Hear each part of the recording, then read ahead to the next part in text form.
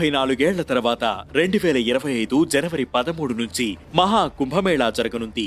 ఆ సమయంలో పవిత్ర నదుల నీరు అమృత రూపాన్ని తీసుకుంటుందని, అందులో స్నానం చేసిన వాళ్లకు పుణ్య ఫలితాలు లభిస్తాయని, మరణం తర్వాత మోక్షం లభిస్తుందని భక్తుల నమ్మకం. అయితే కుంభమేళాలో స్నానం ఆచరించడానికి కొన్ని నియమాలు ఉంటాయి. వాటిని అనుసరించడం మంచిది. మహాకుంభంలో నాగసాధువులు ముందుగా స్నానం చేయాలనే నియమం ఉంది. తర్వాత ఇతర సాధువులు, అఖారాలు స్నానం చేస్తారు. తర్వాత సామాన్యులు స్నానం చెయ్యాలి.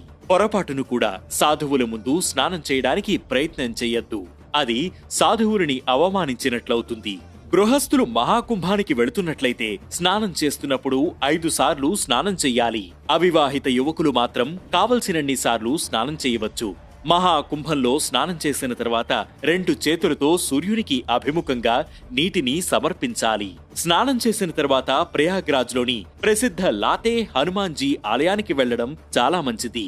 అలాగే వాసుకి నాగ ఆలయాన్ని కూడా సందర్శించవచ్చు.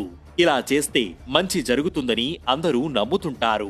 ఇక స్తోమతను బట్టి, ఇతరులు అవసరాలను బట్టి ఆహారం, దుప్పట్లు లేదా తగిన వస్తువులని దానం చేస్తే మంచి జరుగుతుంది. కుంభమేళాకి వెళ్లి స్నానం చేయాలనుకునే వాళ్లు ఈ నియమాలను ఖచ్చితంగా అనుసరిస్తే పుణ్య ఫలితం దక్కుతుంది.